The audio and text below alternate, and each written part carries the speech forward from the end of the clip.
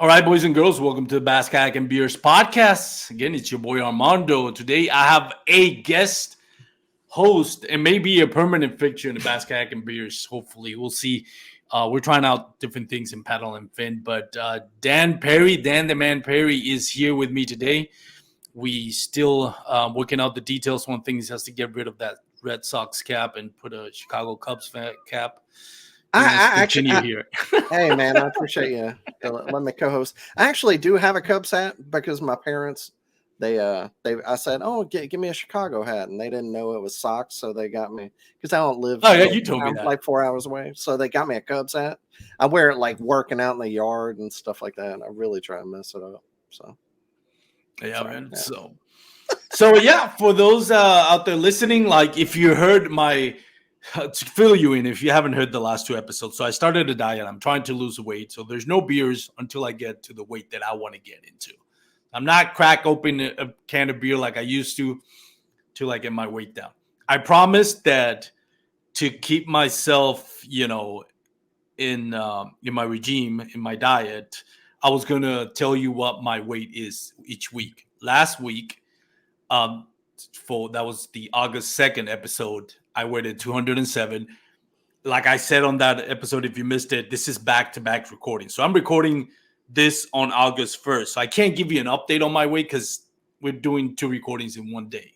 So I'm still at 207. So you didn't lose any weight in a couple hours. Well, I lost 5 pounds in the first week. And like I said, I usually try to, but I'm trying to get a week ahead. So maybe for next week, I'll have an update on my weight. I need to drop some LBs myself. Yeah. How you been doing? Well, man, I'm living a dream. Things are good. Yeah. Fishing it lately? Yeah, I went a KFL event this weekend. I did good. I had 4 keepers. You have to have 14 inches or better. And I had 4 keepers. One of them was 17 and a half. The other ones were like at 15. They were like 15s. I think maybe a 16, but my guys, you had to have 18 inches to get on that 10-inch stringer. They culled my 17 and a half. So it's messed up. Like the way I could explain it is if it's a game in a team, I was shooting free throws and they were shooting 3-pointers and none of my fish counted. So yeah, I caught keeper fish, but none of them were a part of the 10-fish stringer for the team. So it's tough, Well, I mean, you were there. So did you guys win? Oh yeah, we're undefeated, 5-0. Oh, look at you bragging. This year, I have put hundreds of hours of work and time into doing a KFL. So even though I'm managing the houses and the social media and everything else. So even though like this week I didn't get to put up any fish, I'm putting in a crap ton of work, believe me. So have you fished against I already forgot, the Southside Krakens? The Deep South Kraken. No, Deep South Kraken. We don't fish against them this year. We fish our next 3 events are Tar Heel Lunkers and our away events because we're 5-0, 3 games left. And it's Tennessee Lunkers. I mean, Tar Heel Lunkers and Hyco, North Carolina, Hyco Lake. It's a small little lake. And then we go to Randy's competitors, the Florida Copperheads on Okeechobee, and then the last one is Palmetto Punishers on Santee Cooper. So we have our last 3 events are away games. So it's going to be tough. Cool, man. So speaking of that, our next guest for a special guest for today is going to be Randy Newton. He runs the Deep South Kraken. He also runs Kayak Anglers of Florida, and he also co-hosts the KBF podcast. The guy wears many hats. And so, first of all, we're really thankful for Randy to joining us because his schedule is full. So how's he have time? I know. I'm surprised we could able to book Randy, but we're really big fans of Randy. As a podcaster, I love Randy. He's always on point. He's always professional. His voice is great. He has a He's like great voice for podcasting, radio, whatever. What do you call it? The color analyst. He does it with Chad Hoover. So if Chad's the color analyst, he's the other guy, the straight guy. I forget what that. I would compare it. God, I'm getting ready. No, I mean, there's like in football, you have like Joe Buck. I would say Aikman. Aikman's the color analyst, and Joe Randy Buck is the number. Randy's Ernie Johnson, and Chad Hoover's Charles Barkley from inside.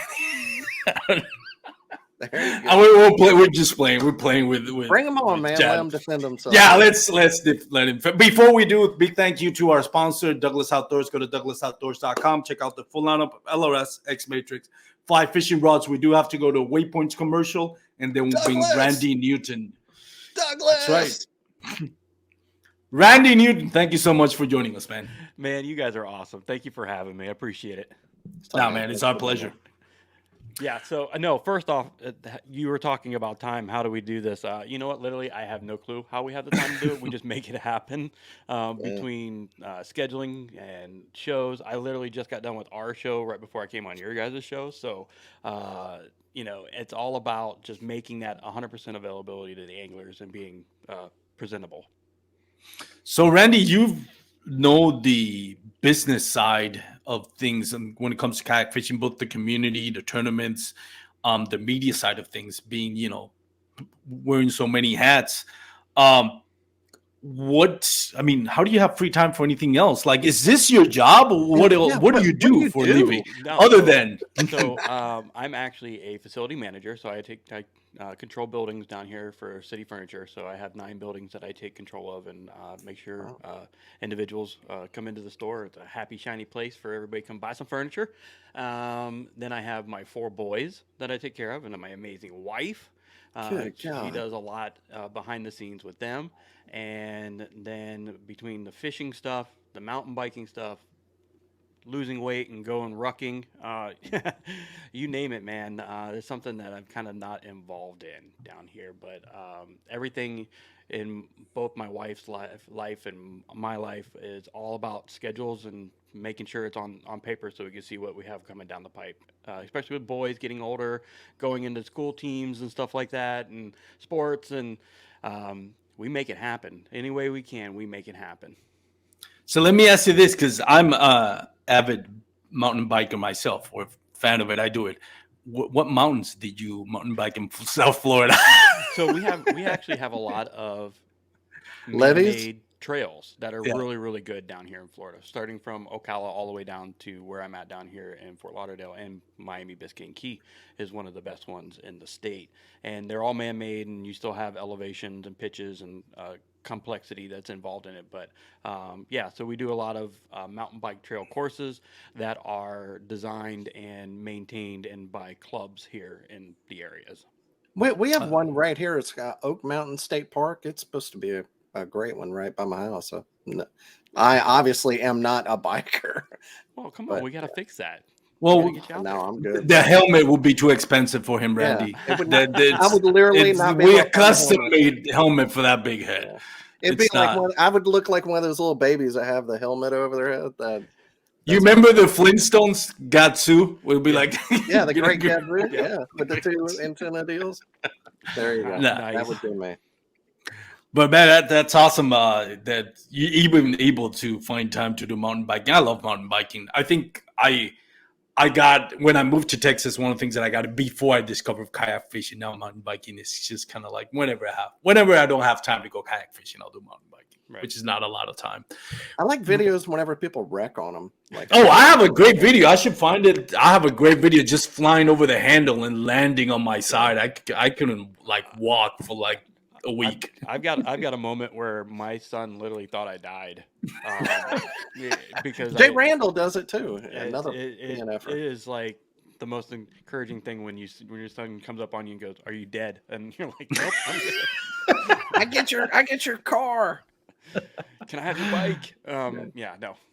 Yeah, it's a blast. But no, I mean, one of the biggest things, it's just like anything in everybody else's life, is all about scheduling your time and efforts, and then also making sure you schedule it properly, putting the right things first, which is always your family, your spirituality, your health, and then Mhm. also everything else is kind of like what else is involved in your life, and making sure that all those other things don't overshadow what you have going on with your family life. That's the biggest thing. And don't get me wrong, when I first started in this industry, that line got very blurry. Yeah. Oh yeah. It was actually not pleasant in the household when I come home from doing fishing or doing some sort of an event. But throughout the years, I've kind of figured out how to maintain that. And the family's all sleeping, I'm on shows. Yeah. I Same take here, the brother. I pick the kids. I take the kids to school. My wife picks them up. Just we're trying to work everything out. And at the beginning of and being in the industry, it was not that easy, because you're just trying to drive and get involved in it and trying to find your niche in this industry. And then when you find it, it's all about just scheduling it properly. So Randy, you do once again. On that being said, we really appreciate you taking the time to be on this podcast. Because I know time is valuable for you with all the things that you have to do. So really, thank you again for Oh yeah, for no taking your time, problem. man. This is the fun part, man. When I'm not having to do a show, it's the best part. I can answer questions. You can relax and all that, right? So tell us how you got, Randy, how you got into kayak fishing. So I First of originally all, got into kayak fishing through Heroes on the Water. An opportunity I saw was like, hey, why don't you come fish with us? And I'm like, all right, I'll go fish with you. And so I got my very first kayak, which was an Ascend, and I just jumped in full force, got a kayak, and then went to my first event, and kind of fell in love with it. I caught my very first 9-pound bass at that particular event, and then it was Wow. like it was on. I couldn't not be on the water. And then I got involved with Heroes on the Water, where I helped run the chapter down here, was in charge of the treasure and different things of that, and running the chapter down here in South Florida. And then Heroes on the Water calls and says, hey, do you want to work for Heroes on the Water? And I was like, oh, wow, this is great. So, I mean, it was a very short period of time that I was able to jump in and get involved. And so then I became the area coordinator for the East Coast. So for all the way from Maine to Florida over to Mississippi, was in charge of all the chapters on the East Coast for Heroes on the Water, and really, really enjoyed it. Got to meet tons of people, got to travel, go fishing, do all sorts of things. I was like, man, this is awesome. This is life. And then I was let go from Heroes on the Water, and so I started my own kayak guide service down here in South Florida. Peacocks and snakeheads and bass fishing, just kind of like whatever anybody wanted to go to. But everybody had an emphasis on peacock and snakeheads, obviously, because they're the exotics. Um, and so got pretty good at that. Did that for 3 years, traveling all in around the area, taking individuals from Texas, Kansas, Alaska, all over the place, coming down to Florida to go fishing, and then had the opportunity to create at that time, which was SoFlo KBF, South Florida Kayak Bass Fishing, and it was just a little bitty meetup, Calcutta style. Everybody put in $10, $20. Whoever gets the biggest fish wins the pot. And that's how we kind of did it. We just traveled around different areas. We say, hey, we're going to meet here this weekend, and we kind of built the groundwork for what was going to be Kayak Angles of Florida. Um, Kayak Angles of Florida came around one time. One random person, Will Mansfield, came up to me and says, hey, I'd like to start a trail, and I think you'd be the best person to help spearhead it. I said, no way, don't want to do it. I'm status quo with what we have going on right now. We're doing Calcuttas. We're just kind of just doing the thing, because running a trail is a lot of commitment. It's a lot of time, a lot of effort, and a lot of extra stuff that has to go on the back end. And I knew it going into that because I've seen clubs come and go in South Florida by trying to do the same thing. And I was like, I just. So then he finally convinced me, and I was like, all right, let's do it. But I'm not going to run it. You're going to run it. And he goes, okay, no problem. I'll spearhead it. I'll let it be under the banner of Kayak Angles of Florida, but you're going to be the tournament director. So we started it. We started with the first 8 events, and then COVID hit.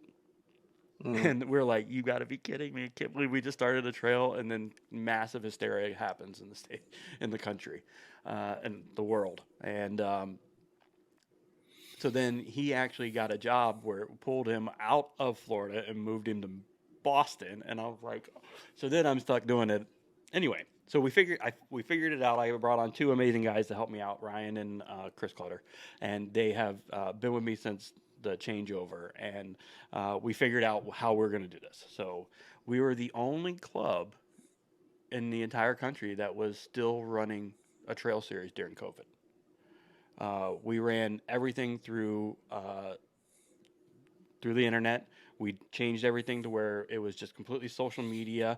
We went to a show. I started a podcast. I figured out what to do in podcasting, getting the show out there, being the face of the entire organization in the trail series, and we kept on going. And it's been building now. We're going into our fourth year of the trail series.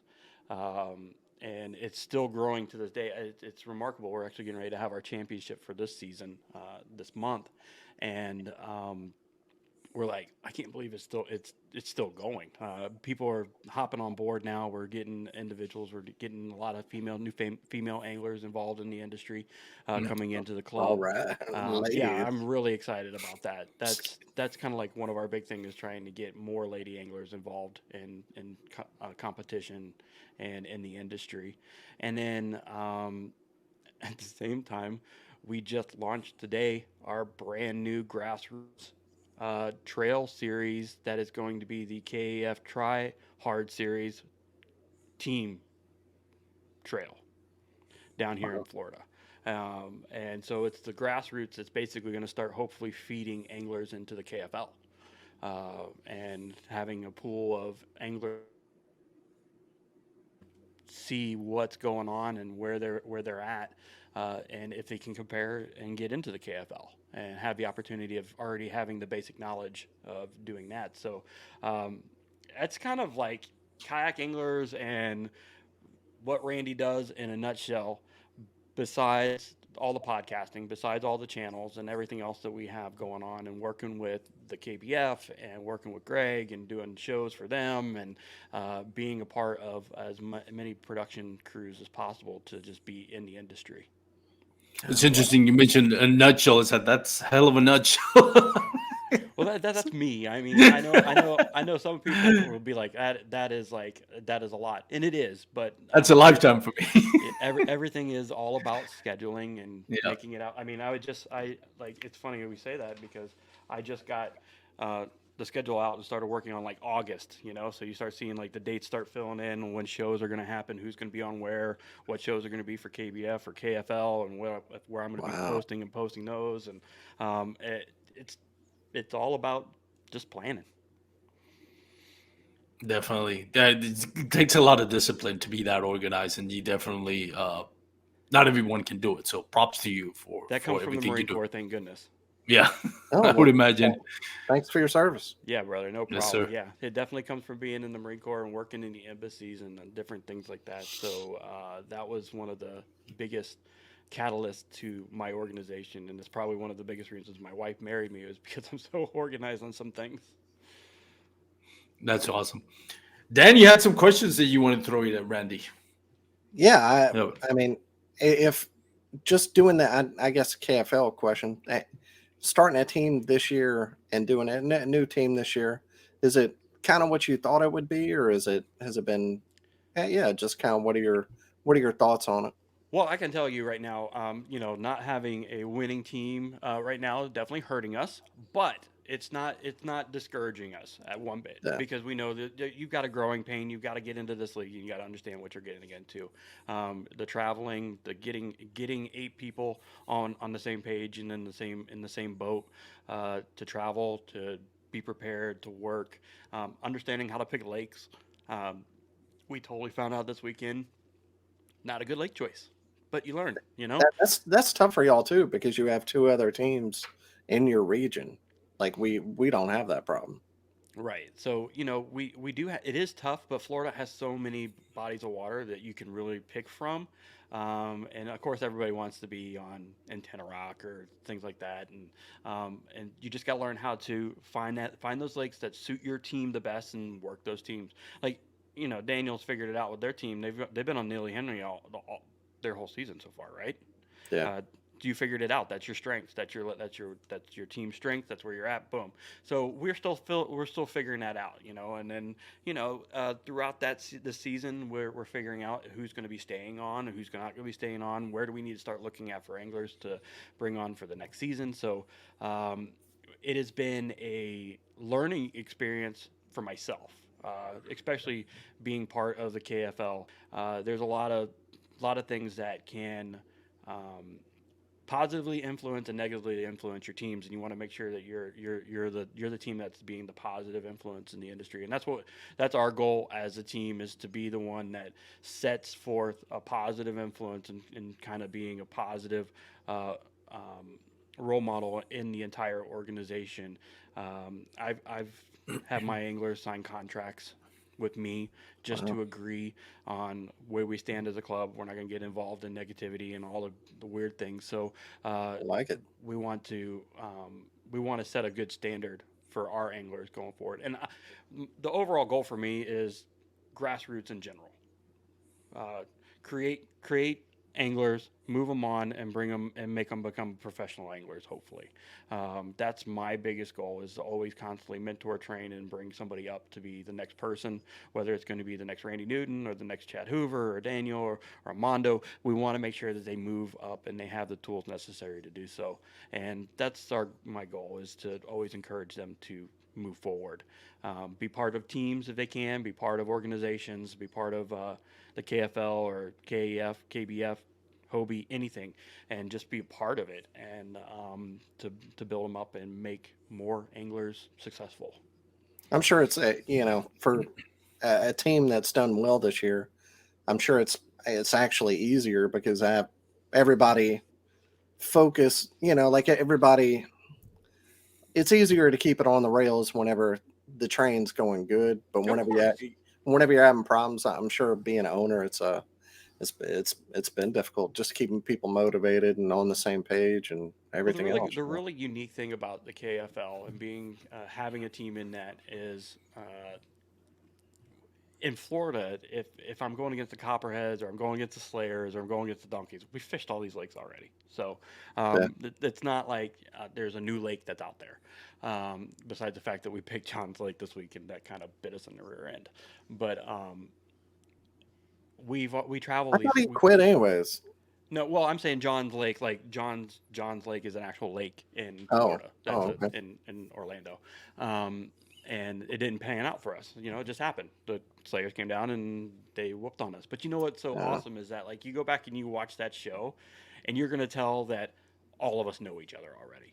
And so there's a different flow to a show when you have all of your anglers that already know each other. It's a little bit more free flowing, a little bit more hysterical. We had a great time. Our anglers, even though they didn't do well, they had a blast fishing with the other anglers and talking with them on the show. So I'm very thankful for the anglers that I do have with the team, because they have worked really hard as a team to mesh and gel. And so you're just trying to figure out who are those four anglers that are going to have the right day in Yeah. this league. And so it's sometimes difficult, but we figured out some things for next year. We figured out what we're going to do. We've already figured out some of the names we're going to be starting to call up. So you start to work through those already as you prepare for another season, which is weird to say. It seems like it would be tougher to choose your home lake there because I mean so many of the lakes are similar. I mean there are differences, but similar. Like up here, it's kind of more like the Northeast where all the lakes are pretty close to the same. Right. That the advantage is like if you look at the Northern Division and the scores, they're usually real tight, the same way that you would think they would be in South because the waters are pretty close to the same. Here in Alabama, we have everything Hmm. creeks to Smith Lake that's 150 feet and clear. So Wow. it's uh, well, I don't know man, what to I'm do with 150 feet. That'd be crazy. Yeah, I don't either. That's why I don't fish there. I know I do love Smith. It's a great lake, but if you love fishing spots, it's cool. Randy, look, quick question now. I know KFL really is run primarily by Greg Nosar. I'm assuming the owners of teams have a say in what direction is going to go KFL and all that. And not to put you on the spot, but what do you hope that KFL can be in the next 5 years? Oh Your wow. realistic expectation. Wow, that's a loaded question almost. No, it is. As the quality of fishing is going to increase with the quality of anglers that are coming up through the ranks. There's going to be teams that are coming in to learn, to understand. I just think that there could be a launching point that we could pull from that would be a better chance to have teams kind of like already pre-working. This is the reason why we kind of started the uh, the Try Hard series is because we wanted to start building those anglers up to understand what they're kind of getting into when they work as a team and as a group. So like a training ground, a proving ground, something that we can pull from. If A there's farm system in baseball kind of thing. exactly, minor league farm system. Excuse me. I have to apologize. I'm recovering from COVID. Oh Oh, man. man. Yeah. Right. So, All right. so a farm team would definitely be nice. Something that if you have them strategically located throughout the country, to start to look and pull from and see those different things. Because like right now, we're just looking at Hobie BOS KBF, and we're looking at those members individually to see how they would fit into your team formats. So that's kind of like what we're doing, unless it's you know somebody that knows this like random angler that's doing well in the middle of nowhere. So like a farm system would be great. A good thing to train on and to learn from would be awesome. And then I think as we start to get into more solid, because it's only been around a year and a half.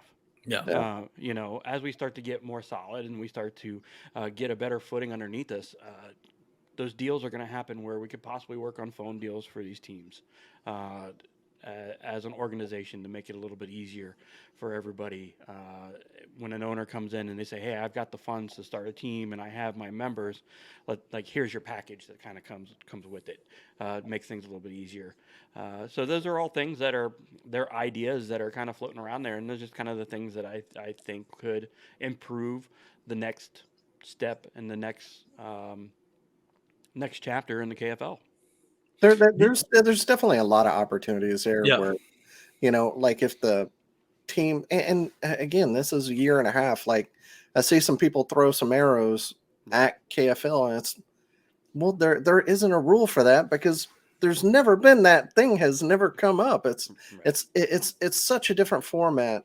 It creates a lot of differences, but I think there are opportunities there where, like you're saying, if the owners pull together and put up $100 piece, then they could have an insane marketing package Right. that whenever instead of each team trying to come up with something, like some teams have great packages that they send to potential sponsors and some not so good. Mine I did myself, so probably on the lower end, even though I put a lot of work into it. If we pulled our money, we could have a great where, fill in the blanks. Here's your team. You have a couple of pages that are different than everybody else, but a lot of it's the same. Hmm. In rules, what level decisions are made on. There's uh, payouts, whatever you think. There's just, Right. a little bit more clarity, a little bit more transparency. Well, Uh, yeah, I think things like that. I think there's opportunities for it to get better, but right. I love the idea of it, and it's so much fun to fish too. Oh, So it is a lot of fun, and it's fun to travel to go to other places to fish other areas that you would never. I mean, I never in my life would I ever seen anybody go to Clark's Hill to go fish from Florida. yeah. um, and I and went that there and would sprained my ankle one time. I hate that lake. and it's not an easy lake to fish. And so you take your bruises and you learn from it. But yeah, it's like we said, if there was something that you could be like, oh, here's kind of like a template that's the basic of how we go about doing something like this. And it's still growing, it's still evolving, and it's still making its way into fruition. There's some teams that are really great at it. We happen to pull out great sponsors through our relationships to hop on board with us, and so most of those are relationships that's kind of carried over with you. But there's teams that are coming at it that don't have those relationships. So how do they go Yeah. about getting a hold of a company to even do that? So a training proving ground that's always good. I had the distinct privilege of learning when I was with Heroes in the Water. Then I did it on my own for so long. Had some other people train them to do the same thing, and so now I've got some good guys that I can pretty much call on and be like, "Hey, can you go after this person?" And they're like, "Yep, no problem on it." Um, Is there some kind of advice that you would give, let's say anybody individually or a KFL owner, on how to approach sponsors? Is there something maybe people are missing the mark on, or I some think kind of advice that you give to people about sponsors? my biggest advice, especially for new anglers or owners or something like that, is make sure you know those people, to know the individuals. Have a relationship with them before you even talk to them about a sponsorship. Some of my sponsorships have been around for a while because I had relationships with them before. Yeah. I know their families, I know their kids, I know what they're going through in their lives. I know the ups and downs of the individual, and so that helps out tremendously when you can be invested in them, not just as a company wanting to get something from them, but as an individual, as a person. So be invested in individuals. That's the biggest thing. Be invested in them. I mean, I've had great relationships that last 10 years in this industry already because of being invested in one another. I Yeah. mean, I'd 100% agree with that, because I've been with, a couple of teams where it was like, you're a number, and that Right. getting a disc. I'm a lower to mid level guy at best. A lot of that's just because podcasts, social media, and things like that, not always my actual angling skills. So I'm Correct. fortunate in that spot. But I put a lot of work in that stuff. But being a number on a team for a discount doesn't mean much. It's a lot more about how, like, having a relationship with the owner, Right. and like I would rather have a lower level discount sponsor, team deal with people that I know and people that are involving me in decisions and trying to get me to help the business, rather than just being, another guy on the team, even if that discount or whatever is better. It And just, yeah, we've all been a part of those. We've all been part of those teams that have been massive numbers amounts, and you're just like you're angler number 39 on this entire roster. Well, you know what? That kind of stinks, yeah, and you feel the effects of that as an individual in the industry. You're like, oh wow, you're just wanting me to make sure I constantly cap out my numbers, and I'm always hashtagging and posting and doing things there. And don't get me wrong, there's nothing wrong with that. That's part of the industry. That's what we do. That's what we do. We support the teams and we support the vendors and also the companies that we are proud of, and that's why we hashtag them and we're there. And you can do that, but it's when you're just a number. That's the most. it's not worth it. It's so selfless, selfless, and it Yeah, is so self worthless. Like it's nothing. You want to be part of an organization that is going to value your opinion, value what you do, and value the things that you have to bring to the table. And over the years, I've learned that, and you learn that when you get in the industry. You're like, oh wow, this is I can be part of this team and I can be part of this team, but I'm only getting 10% here. I'm getting 20% here. I'm getting five. It's like, again, you'll start to get a headache after all that, yeah.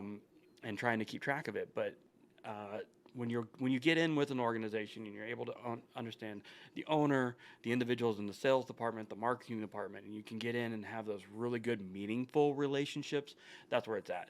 I met with several of the other podcasters from Paddle FN when we were at ICAST this last year. No. And we sit down and we have a dinner and we just talk. We just talk and enjoy each other's company, and then we just talk about podcasting in general and shows in general. And that's what I look forward to the most, kind of more than almost anything else at ICAST. Just going to see everybody and networking and being part of their lives. It's not necessarily going and working out the deal for what's going to happen, because that's going to come. It's all about the networking and the relationships. And so I always enjoy those moments a lot more than going and trying to really talk the deal during ICAST. Is not really the time to really kind of do that because they're signing multi-million-dollar deals sometimes. So just getting out there, being with them, saying, hey, how's your wife? How's your kids? Did your kids do well at soccer this past weekend? You know, it's all the weird, all the things that's more personable to each other. Very good. That's awesome. Go ahead, Dan. No, great advice. Yeah, and that's, you touched on something that I think it's very important, that it's so often when we talk about podcasting and creating content and creating relationship for sponsorship, I've always heard the term, know what your worth is, and that's very important. But also, I think it's very important to not just know what you're worth, but the company know, what you're worth to them. Right. Because ultimately, if you want to have long-standing relationship with them, you have to be valuable to them. You have to be a valuable asset to them, that they can say, this is Paddle and Fin brand name, Daniel Perry Fishing, Randy Newton brand is upstanding brand that represents value, and not just has a great reach, but also it's going to present our product proudly. And I think a lot of people miss the mark on that. I know a lot of, and I'm not saying I'm a seasoned veteran at creating content or getting sponsorship, but I've, like everybody else, I've made my mistakes in the trials and error of learning to navigate the game. And I see a lot of it in newcomers out there. It's like, well, I want this, I want that, but you want all that, but what are you bringing to the sponsorships that you want to reach out to? One of my biggest questions I always ask a sponsor or ask a vendor that's coming on board is, how can we help you? Exactly. Or you help us? Like, what can I do for your company that you need the most done? And so that is something that you always want to put them first and you second when it comes to that. If you are able to work out and have a really close relationship with a company, and they start to see that value of you and what you're doing, and the shows, podcast, fishing, or whatever you're doing, it could be even mountain biking. I'm going to tell you the same thing. It happens in mountain biking too. You can go out there and just go, hey, what can we do to help you more than what you can do to help us first? That's the biggest thing. And I know a lot of people are like, oh, well, have a relationship with these people. Well, how the heck do you even get a relationship with those people? It starts off like it could be like here we have Crusher Lures, and I support them. I talk about Crusher Lures. I'm not on their team. One day maybe will I be? I don't know, but I love their jigs. I love a lot of their baits, and I just whenever I see them, I go talk to them. If I see them, in a store, reloading all their stock, whatever it is, you try to start a relationship with them, whatever that is. And then whenever you get a relationship with one, you show them return on their investment in you, and you're giving back to them, hopefully more than what they're putting into you. Then that gets the ball rolling with one company, and then other companies start seeing that, and on and on and on. You said it the best. Start with one. Yeah. Don't go for 5 or 6. Start with one. Mm-hmm. And don't go crazy after that. Work on that one relationship. And that one relationship, you might not keep it your entire time, but you're going to show value to that one company, that one vendor, that one organization that's going to help get you started. So focus on one company first, not multiples. And you're going to learn how to do it and be good at it, and then that gets the ball going. They're going to train you. They're going to tell you what to do. And it's interesting because a lot of times I think content creators focus a lot on how many followers do I have? How many engagements do I have? They get obsessed because, and I understand why the system is built that way, that it's like you want engagements, you got to create content.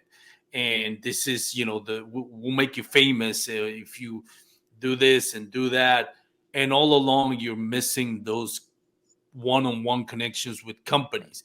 There are some companies out there that, are going to value more what you bring as far as engagements.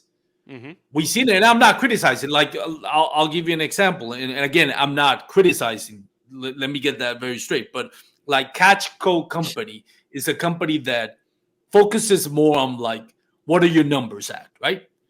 And it may be a great company to work with. I don't work with Catco, but they are focused more like how many numbers you have, and you know how you got there is not as important as like how many engagements you have.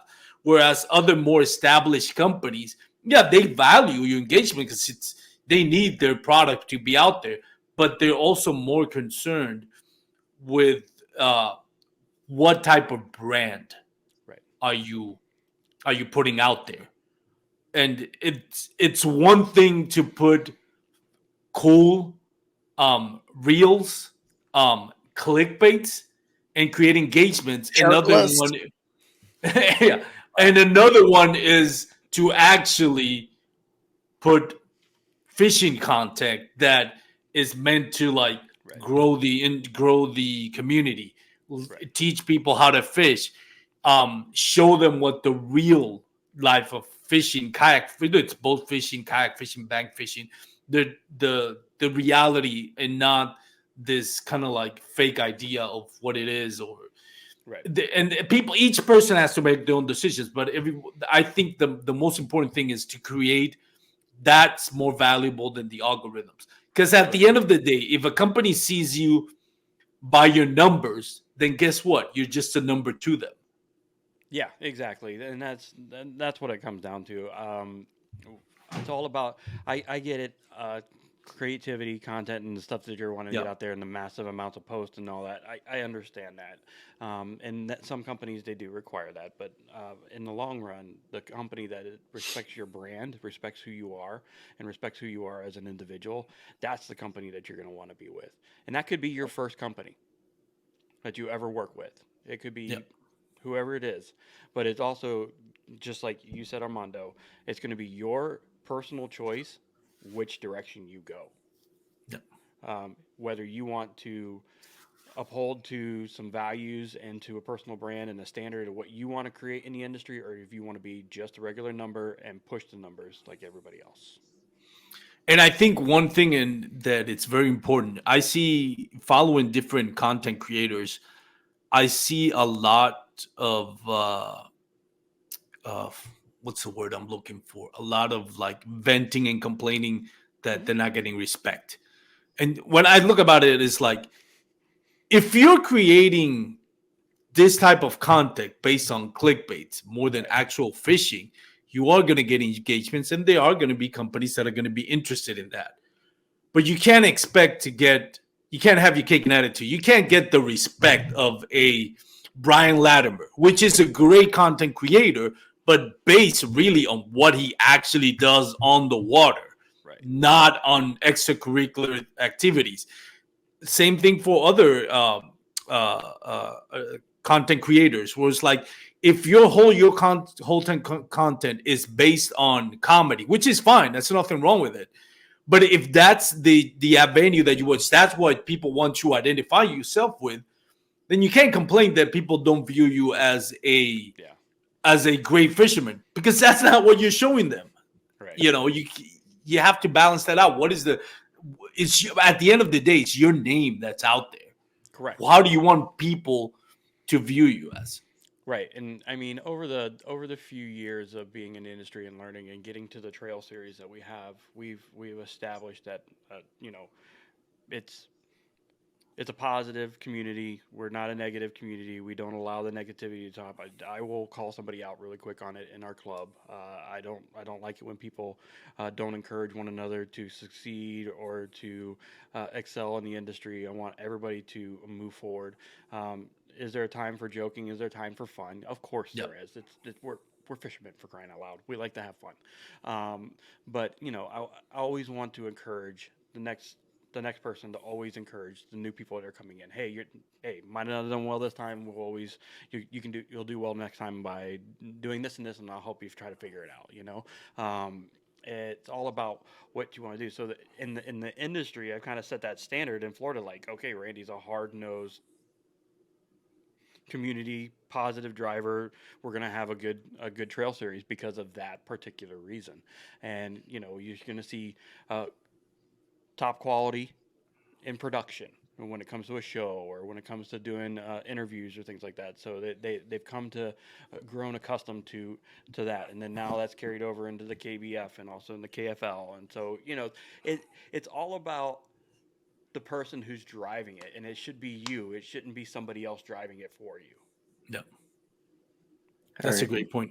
Yeah. Dan, you wanted to add something or ask Randy? No.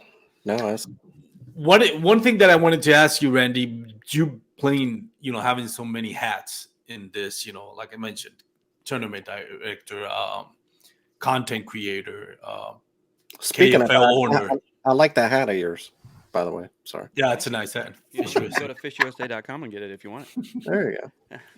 So, where do you first of all, do you ever think can whether it's KFL or individual tournaments like Hobie BOS, KBF, and Bassmasters, can it be something that actually people, not just a 10% of it, but more people can actually make a living out of it? And before you ask that, we see Bassmasters taking decisions, and I'm not criticizing them, but it seems for a lot of people complaining that now it's going to be harder to get into that elite and all that stuff. And this is not me to question them. That's just, people have different opinions about that. Right. We're still at the infancy, right? We don't have to follow that blueprint. We can make our own blueprint as a kayak fishing community to get to that level. First of all, do you think that's attainable? And what would, in your opinion, be a blueprint to get to that level? And I know that's a loaded question, but that's all right. First thing first, anything's attainable. You can, if you set your mind to it, you can do it as an individual. So, I mean, it's not saying that this is not something that cannot be reached in the industry. And there are individuals that are making a living off of doing this already. Is it a long, hard path to do so? Yes, it is. It's not there's not like, okay, you sign up for this event, you're instantly going to be a pro going forward from here. That's not how that works at all. Individuals put time, effort, been on companies and teams to make it to that point as it is as an individual. Can this happen with a blueprint and process? Let's say with like the Bassmaster kind of setting a bar very high and then charging outlandish fees, getting involved in it. Maybe. Who knows? There's always going to be somebody that's going to pay for it. There's always going to, and they want to go after it. That's the reason why there's so many anglers involved in Bassmasters, classics, like MLF, and different things like that. There's always something that they're going to want to obtain. It all starts grassroots. That's where it starts. It starts with us. It starts with the individuals doing trail series in their states. It starts with individuals doing trail series in their local areas. It's how you build the confidence. It's how you build the individual, and it's how you grow the individuals moving forward. If there's no grassroots efforts, then it's going to die. There's always going to be individuals that's going to try to drive the ship. Chad, the Hobie BOS, other series that are going to come up later on. They're always going to try to drive it, and they rightfully so. Why not? They've been doing it for so long. Allow them to create the alleyways to do so. It's always weird because you never know. We never knew we'd be in this spot 10 years ago. Yeah. Where you have a KFL trail that's all team members now, or you also have a trail series that is throughout the country, or the Hobie BOS trail series that's out there. We never knew that any of these things would be in existence. And now we have options. We have things. And who knows what the next year, 2 years, 3 years brings. We could all be on an MLF type style show one day. Who knows? I mean, it's still open and endless to the possibilities of what we have in this side of the industry. And I think other organizations are starting to see the importance of, oh wow, kayak anglers are here to stay. Yep. They're no joke. They're coming out and they're winning big bags. They're winning big pots, and they're also laying down some monster bags at some of these tournaments in areas that there's no tournaments to be seen. So it's always interesting to see where we're going to be in the next year, 2 years, 3, because it's changed rapidly over the last 10 years for us. And it's going to be interesting. I was thinking about today while I was on the water. When you look at the progress we made, granted through a pandemic, the sport actually picked up during a pandemic, which is kind of weird to say. Probably the only sport that I can think of that actually grew Well, outdoor because sports in of the general. pandemic. What? Outdoor sports in general grew. Yeah. I mean, you're talking mountain biking grew Yep. almost 120%. You're talking the fishing industry went nuts. Kayak industry went nuts during that. So everybody all of a sudden started realizing they can go outside and go hiking again. Yeah. And when you look at that, I can see, and not that I'd advocate for that, but I can see a potential clashing when you look at, for example, the boating side of things. Boat tournaments. It's expensive for them. It's very expensive, and now you've seen anglers. We're not. When you look at the numbers, Christian Fisher, Drew Gregory, Right. Jordan Marshall, Jody Quinn. The list goes. Eric Siddiqui. The list goes on and on. These anglers are putting 5 limits that rival whatever is being put on the boat tournament. Correct. And I just wonder, looking at it from the standpoint of boaters, how are they going to react? Like we're talking about tournament boaters, like the elites or anybody trying to get to a level, whether it's MLF, whatever. They're going to be saying, "Wait a minute, we're investing so much, we're barely making ends meet." And now you're giving attention to this kayak anglers who have a fraction of the cost, and you're giving them money. That I could see, if the sports keep going, this is going to be. There's going to be a lot of boat anglers that's not going to be happy. I've got several friends that are in the boating industry, and I mean, being in the industry a while, people start to recognize your name, and you get to go to ICAST and you see them on a regular basis. So the conversation actually come across, and they're like, kayak anglers now, you are now more relevant. Like they're more like, okay, hey, they know who Jody Queen is, they know Mike Elsey, they know Christine Fisher because she's out there busting it in this almost all male sport right now. You're also you have all your Chad Hoovers, you have the Fluke Master, you have all these people that are starting to make their names in the kayak industry that have been doing work. It's not like they haven't been doing anything; they've been doing work. They've been busting their rear end to make it in the industry and to help prove that kayak industry is here to stay. And now they're starting to see it more. Even when you go to ICAST, there's like more kayak companies. There's more kayak anglers walking the floor. They're there at the show, so they're starting to see these people a lot more. And I think that they're starting to realize, okay, this is coming up. They're for real. There's some real anglers in there. Some of them, if you put a Bassmasters guy in a kayak next to him, I'm pretty sure our anglers could actually outfish him. Mike Iaconelli. I mean, he's done pretty good, but he's not at the level of Christian Fisher or other ones. No disrespect to Mike Iaconelli. I'm a huge fan of him. He's learning the industry. He's understanding these anglers in these plastic boats are for real anglers. They're not just jokes. They're like, to have somebody like Mike Iaconelli or Steve Martin get inside a kayak and go fishing with some anglers for once and start to understand the nuances of what it's like to fish a lot closer to the water with the technology that you have and the skill sets that we have being in a kayak. I think they're starting to understand, okay, this is a for real industry. It's not a recreational style industry anymore. It's a legitimate competitive series. And to that, I think what's going to be interesting is there's going to be a few that are going to be saying that's not good, in the sense that they're going to be looking at it as like, you're taking now food away from my plate to give it to the kayak anglers, and I don't want that. Yeah. And I would understand, their investment is a lot bigger. So I'm not saying that's going to happen. I go back and I look at the NFL. Okay, the NFL is always going to be like the ASL and all these other XFLs and all these things are taking money away from them. Correct? For other football leagues. Not really. They're not creating. They're taking a dent. They're not making a dent into their. But again, you can still say that it's going to take some money away from some of the areas. If you put a semi-pro team in Dallas, where Dallas Cowboys are right now, I think that would be like a heartache for Mr. Jimmy. I hear what you're saying, and I agree with that to some point. But at the same time, I think kayak fishing is doing more to bring people to the sport I agree with that. to Oh where yeah, no, yeah, where it's like we're taking a piece of the pie, but we're also adding to the pie. That I yes, agree with. We are definitely yeah, adding. We're adding Yeah, quality anglers. We're adding community environment. We're adding these massive amounts of events, bringing anglers from all over the country to locations. We're adding to that pie a lot more than some of the other anglers are. Yes, that's but they're correct. but the bass boat side, they're doing it to themselves too.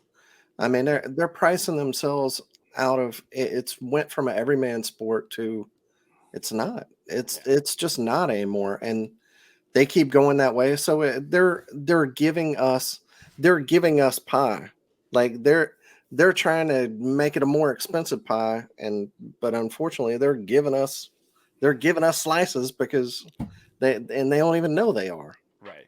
Yeah. Yeah, yeah. but Well, yeah, they're it's giving us slices and they're giving us anglers that are finding out, oh, there's a whole nother way to fish. oh, I can have fun. Like my return on investment is just as good, if not better, and I scratch the same itch, and I can still get sponsors and everything else. And yeah, it's yeah, It's unique to see this industry grow from what it was to what it is and what it's going to be. yeah, There's a lot still to come down the plate. There's Yeah. always conversations about what's the next thing to happen in the kayak angling industry. What's going to be the next wave of how can we get this on television? How can we get these out Yeah. there? How can we do this? What's the next big contract that's going to be signed to push it into the next evolution of what this is going to be. it's got to be like Starlink, right? I mean, with having satellite internet, Yeah, I could see there actually being tournaments in rural areas where you couldn't get signal before, to where Bassmaster and other companies to have a kayak live stream would be possible using that kind of technology. yeah, So yeah, yeah. There's a lot, man. It's always unique to see where the industry professionals are taking this in the direction that it's going. Hobie will always be a forefront in what's going on in kayaks, and then there's always going to be some of the other kayak companies like New Canoe and Wilderness and all those others are going to be they're going to be trying to figure out what's the next best thing for them, and that's only the best for us as an yeah, angler. Yeah. We get so many options. It's not like we only get 3 boats to pick from in a bass boat. You only get 3 styles. It's fast, faster, faster. We get many options to select what we are. Our kayak is our personality. Our angling style is who we are in a kayak, and our brand is who we are, how we're connected through our kayak, and how we connect to the water, and how we are in the community. yeah. Randy, Well said. we've had you for an hour, and again, I All good. can't thank you enough. It's an honor to have you on the podcast, and thank you again for taking time. So we don't want to keep you too long, but we do want to give you a chance to do the plugs wherever you want to plug in companies, your own social media accounts, and your own projects. Feel free to do so. Well, I appreciate it.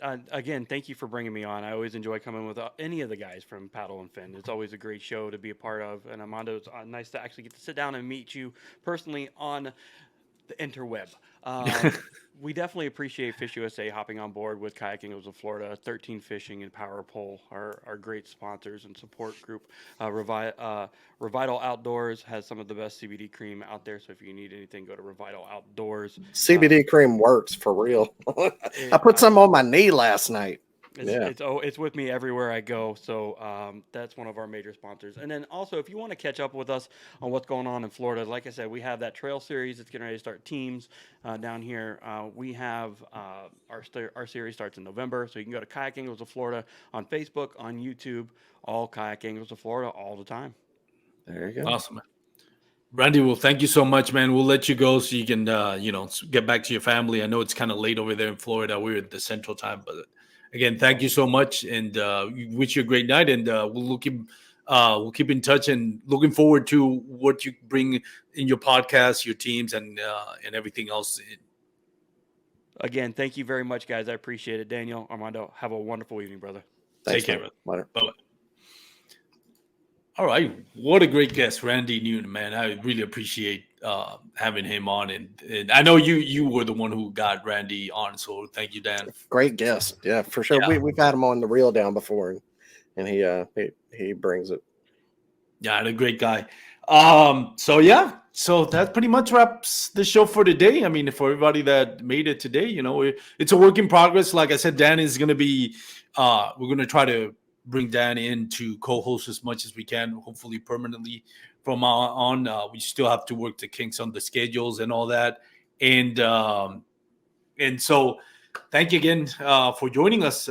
If Dan, you want any before we send this off, you want to thank your sponsors and the people that make your kayak fishing better?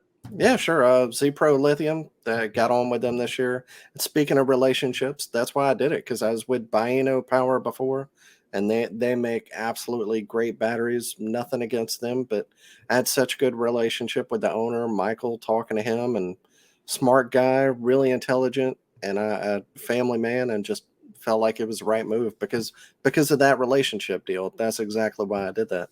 Summerland Outdoors. If you need a Hobie, Old Town, or Jackson, they got them, and they'll ship them anywhere in the country.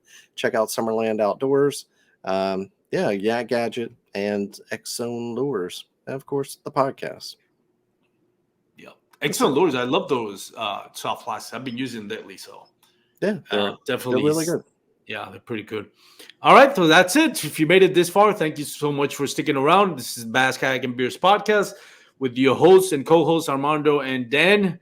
If you're going to be on the water, please wear your PFDs. Again, if you're going to have a couple of beers while you're on the water, just please drink responsibly. Make sure you make it back home to your loved ones. Have a great day, everyone. Have a great weekend. Tight lines. Peace out.